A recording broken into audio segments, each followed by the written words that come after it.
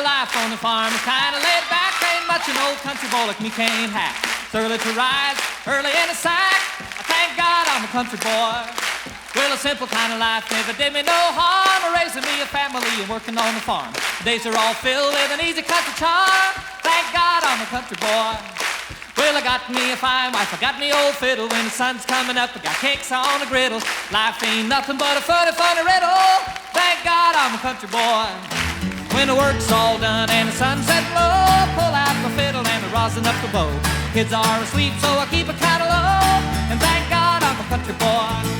I'd play Sally Gooden all day if I could, but the Lord and my wife wouldn't take it very good. So I fiddle when I can, work when I should. And thank God I'm a country boy. Well, I got me a fine wife, I got me old fiddle. When the sun's coming up, I got cakes on the griddle. Life ain't nothing but a funny, funny riddle. Thank God I'm a country boy. Woo-hoo!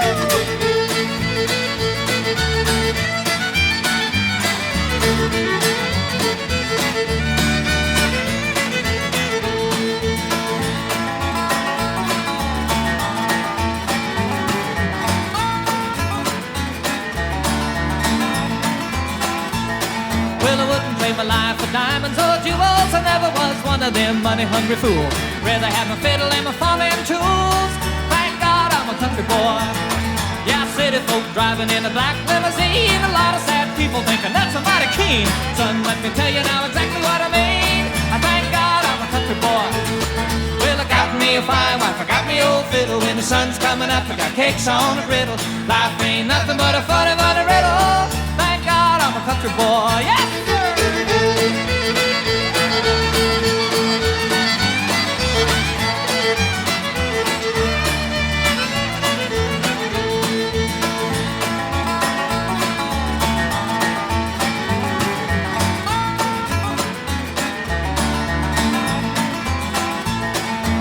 Was my daddy's till the day he died. And he took me by the hand, held me close to his side. Said to live a good life, play my fiddle and cry.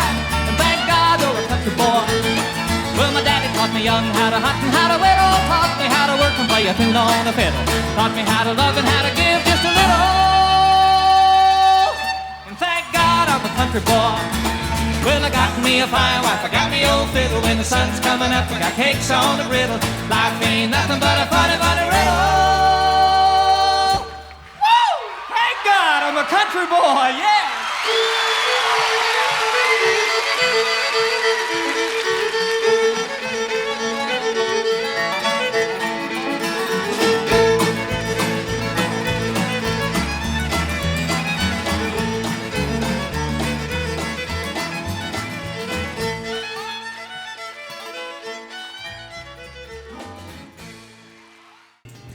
This is a story of how two families living on different sides of the country became intertwined because of the dedication and love of the men that led the families and the women behind those great men. We are family. Elmer and Helen Lindenberger Rohr had 14 children, the twins passing at birth, and Uncle Albert died before his second birthday. Somewhere in the middle of that brood were two very special men, Paul and Martin. What made them special?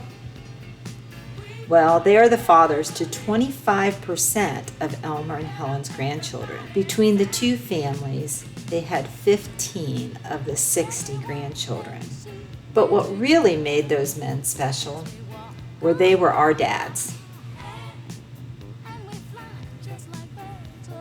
The Rohr family grew up in a small farmhouse on Mudbrook Street in Massillon, Ohio. Later, the area would be referred to as Jackson Township. When the farm was sold, it was one of the few remaining farms in the area just down the street from the large Jackson High School.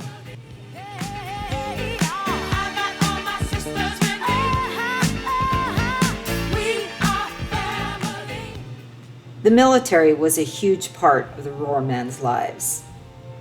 Grandpa Rohr served during World War I, and he was caught behind enemy line, but luckily he survived and returned home to start his large family. All of his sons would eventually join the military. Not only was it the honorable thing to do, it was also a great way to see other places. In 1951, Paul joined the U.S. Army and was sent to Fort Breckinridge in Kentucky before being sent to basic training in San Antonio, Texas. Marty decided a different route and joined the Navy. This would lead him to Southern California.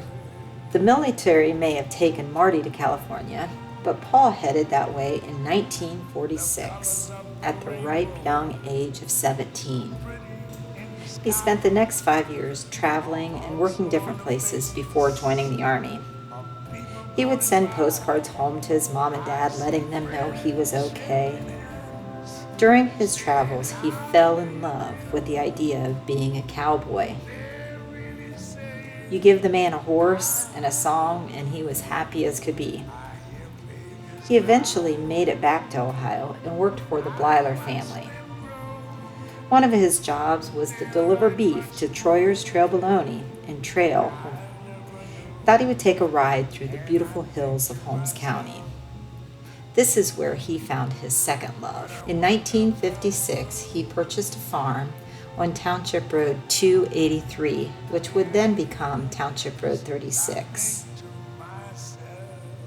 After a few short years on the farm, Paul would eventually meet his third love, Carolyn Bernard, at a New Year's Eve party where they were ringing in the year 1959. It was a quick romance, and they were married on April 4th, 1959.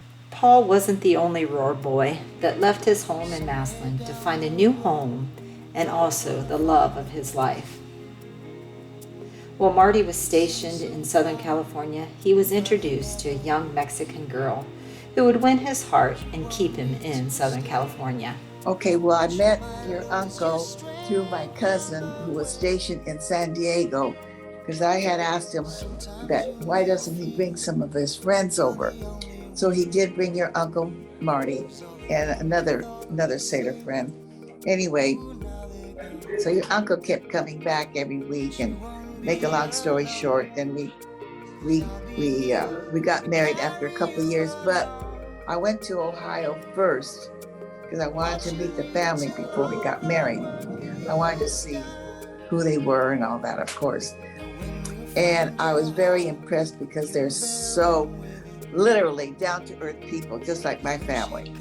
And they're very receptive, and everybody just, with hugs, and they made me feel really good. So I knew I was getting into a good family.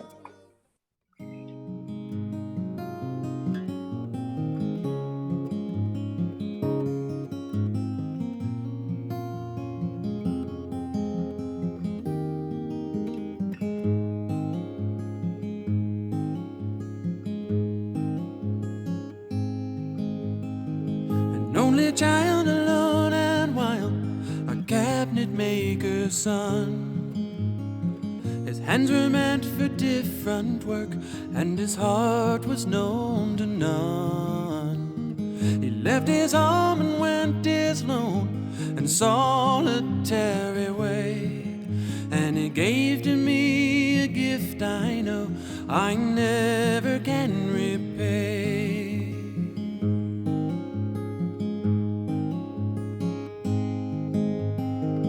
Quiet man of music, denied a simpler fate.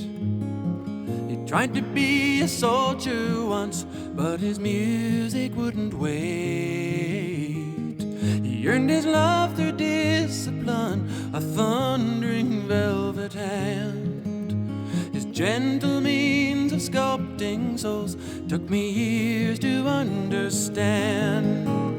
The leader of the band is tired and his eyes are growing old, but his blood runs through my instrument and his song is in my soul.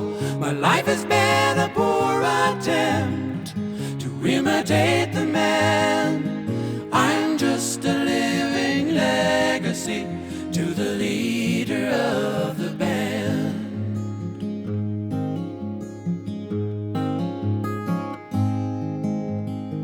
My brothers' lives were different, for they heard another call. One went to Chicago and the other to St. Paul. And I'm in Colorado when I'm not in some hotel, living out this life I've chose and come to know so well.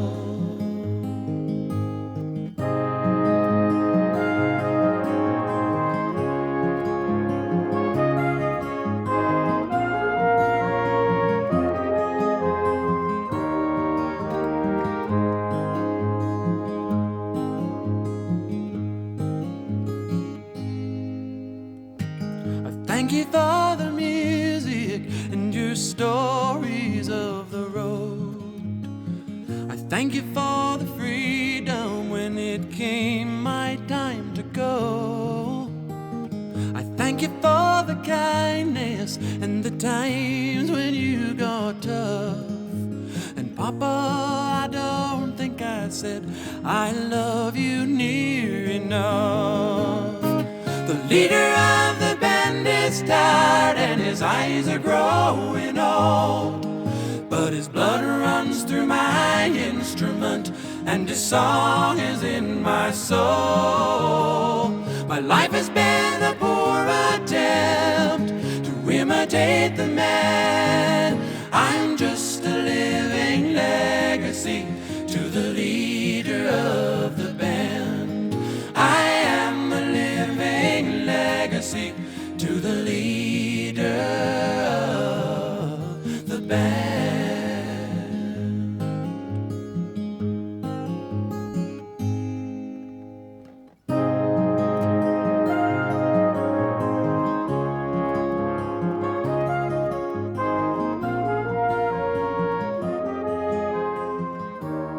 I remember when we first got to Arizona, I think Dad got a job in a copper mine. I know he had 3 jobs while we were out there. I think his first one was in copper mine, where he had to go up to the mountains and work in the copper mine. And then his second job out there, he drove a cement truck delivering concrete around the Wickenburg area. And his final job there was working at the Flying E Ranch. He was a wrangler or something, I don't know. He just helped people, did whatever they needed him to do on the ranch.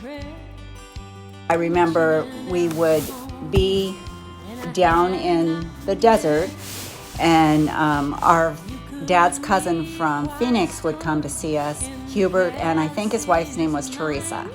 And we would decide to drive up into the mountains, and all of us kids would be in our shorts, and so we'd take a truck up the mountain. And Teresa was kind of like Melinda, scared of heights, and we'd be driving up the mountains. And she behaved like a wild banshee. And here we are, all maybe in this Wagoneer or whatever, all of us 6 kids, Mom, Dad, Teresa, and Hubert. And she literally is carrying on. And I don't know if it's me with my sassy attitude or just my memory, but I wanted to tell her to be quiet. I don't know if I actually did. Yeah, I know when Dad went to Arizona, we stayed in California while he went and looked for his first job. And he was looking for a place to rent. He found this place to rent downtown Wickenburg. It's a nice big 3 or 4 bedroom house. But then as soon as he told the people that he had 6 kids and a wife, they would not rent it to him. So he ended up finding this little 2-bedroom house that we moved into, which was out of town a little ways, down by the dry riverbed, which we ended up really enjoying. It was a tight house to live in, but we had really nice neighbors. And there was lots of stuff for the kids to do because it was kind of in the desert. I remember we built this tunnel through the sand between our house and our neighbors on the hill. And I think her name was Billy. I can't remember what his name was, but they were very nice older people. Some other memories I have of Wickenburg is I went to first grade there because my birthday was in the first part of August, and I was too old to go to kindergarten, so I went to first grade. So I was totally lost when I went to school. I didn't have any idea what I was doing and really didn't know what I was getting into. The one day I told I was kind of bad in school, which that was the only year I was bad in school.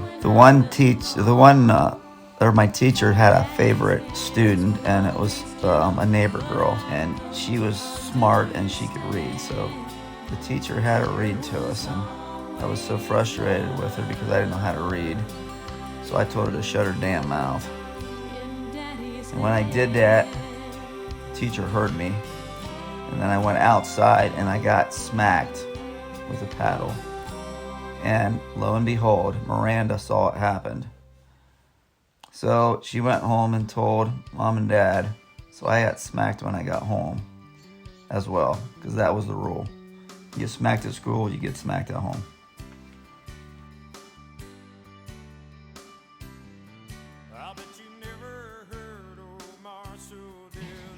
Oh, in Wickenburg, Arizona, there was this train station, and in fact, Matt and I visited when him and Amy came out. I forget how many years ago that was, but we drove up to Flying E Ranch, and we actually went to the train station, which is a museum, and I think it was a museum then, and we have pictures of all of us kids on that Surrey that's at that train station, but we did like to go to that train station and take those pictures, and of course, Missy says I'm always looking sassy, but I was, I guess, mad about something that day, or somebody did something to tick me off, and I have an attitude. But we did like to go to that train station, and that still stands today as a museum in Wickenburg. So that's kind of fun. My best friend in schools in Arizona, his name was Tiger. That was his nickname. But Tiger always had a problem of pooping his pants at school. And my dad always told the story. Every couple days I'd come home and say, Dad, Tiger shit his pants again today at school. So Dad got a big kick out of that. I always wondered what happened to Tiger. One of our favorite things was somewhere in downtown Phoenix was that giant slide, and it still looks pretty big in the pictures, and all of us older kids just loved it. And Mitch did not. We would just want to go on it again and again, like, let's go to Phoenix, Dad, and let's go on that giant slide. Mitch didn't want to go on it, but boy, once Dad took him on it, he'd just say, let's do it again, Dad, let's do it again. All right, several months after we were in Arizona, Dad decided to buy a school bus and make it into a motorhome. So I remember Dad bringing the school bus home and took the seats out, turned one of the seats backwards and made a table in between. And then he built bunks and everything. I don't know if he had this all planned out because that's what he was going to bring back to Ohio. But we didn't bring the car back to Ohio that we took on the way out.